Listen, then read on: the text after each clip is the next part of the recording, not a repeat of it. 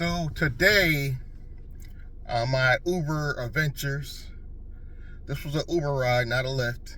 I was in Bristol, Connecticut today, and only because I was right around the corner, and I'm stressing only because I was literally around the corner. It was a 2-minute pickup for a 2-minute ride. So it's one of them. I don't want to call them trailers, but the prefab homes, they look like trailer parks. It was one of those. Of course, they didn't specify the unit, so I pull in, and I'm driving through there, and it only gives me the park address, so I don't know which unit. I crawl in there slowly, and I see an old woman hit her hand on the glass. Thank God, because that let me know where she was. So I stopped, and she came out. She was, pretty elderly. I don't want to guess her age, but if I were to guess, I'd say she's between 70s and 80s. She has a cane, and I'm giving her a ride, and it just happens to be right around the corner from where she was to the liquor store. And I swear I didn't ask. She said, after she came out very quick, actually, which I appreciate. She came out, and she hands me $10, and she goes, "That's probably more than they paid you for the ride." I was like, "It is. They literally only paid me $4. And she volunteered the information. I didn't even ask. She says she always pays $10. So Uber literally took more than 50%. I wasn't complaining because it was a short ride, but it's funny how, and I told her I only got $4 for this. She knew that her tip was more than the ride paid me. That's pretty pathetic, Uber. It's pretty pathetic. At the very least, if they're taking $10, they should pay the driver $5. At the very least. I don't care about your hoodery, foolery, trickery, talking about insurance costs and all that. After everything, the driver should have got a minimum $5, in my opinion. But I was very thankful, and mind you, this was a one-stop trip, so she didn't put in to take her back home, but it was so, like, right around the corner. I volunteered to take her home. Had she put in a return trip to go back to her unit, they probably would have charged her additional $2 to $3, maybe even $4. So she did the ride from her unit to the liquor store 2 minutes. I voluntarily offered to take her back. I didn't know she was going to give me a tip. Sometimes you got to do stuff nice for people. I know we get paid very little, but because it was around the corner and she was an elderly woman, that's the only reason I did it. If that would have been somebody young, I wouldn't have did it. I'll be real. And be honest with you, young people don't like to tip as much. So they probably wouldn't have gave me a tip. And she came out, and she said I shouldn't even be drinking because she was struggling to get in the car. And gave me a $10 cash tip. Because if you put it in the app, what would have happened? I probably wouldn't have got it, or I would have got it the next day or later that afternoon. And then they would have probably lowered the base fare on one of my other trips so they could steal the tip without actually stealing the tip. This is the games that Uber and Lyft like to pay. They legally can't steal the tip, but they can lower the base fare on the trip to compensate for you getting that tip. They do shady stuff like that. It's sad but true, but I told her I really appreciate it, especially being cash, because I'm not the type of driver that's gonna tell her to cancel and give me $10 for the trip. I'm not gonna do that, And Uber, I think, keeps a record of drivers that are doing that, just canceling the rides, because they're automatically assuming you're taking cash for the trip when you cancel like that. So I didn't cancel. So I was like, thank you so much. I was very appreciative. The $10 that she gave me was more than the Uber gave me for the trip. That's crazy. Think about that. And I only took it because it was a 2-minute pickup from where I was. I just got through dropping somebody off in that area, so I wasn't far, or else I would have never took the trip that small.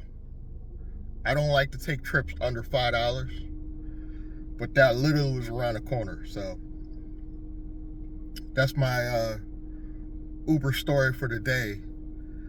But it makes you really think, like, Uber's to the point where they're taking 60% of the trip and blaming it on insurance.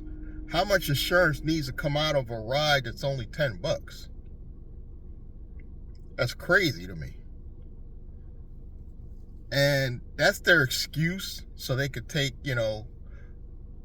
more than their fair share as insurance. But we all know that because Uber's so big, they're getting a discount in insurance. They're not paying what we normally pay in insurance. We know that. If I were to get commercial insurance, it will be a lot higher than Uber's is getting charged for each driver. We know this. And the insurance very rarely pays out. You probably got to damn near sue them to get the coverage in the first place, to get them to actually pay out. So it just makes me think, like, I could have converted that into a cash ride, but I'm glad I didn't, because I'd much rather get it in a tip, and I preferred the cash, so I was really grateful. But I noticed elderly people like to tip more in cash. They don't like to deal in these apps, and she did say that. She did happen to mention when I dropped her off, she was like, drivers offer to come pick me up for cash, but I don't trust that. So there's a fear of, with elderly people, that they trust the apps more. They just deal in cash, but they trust the apps more. And she was going through a third-party company. I didn't ask what company, but she called a company. I think she called somewhere. It could have been Uber. Maybe they have a 1-800 number. I don't know. And they sent me out. But it just really makes you think. Like, I think just last year, I would have got at least $5 for that. They can't even pay the $5 out of a $10 trip.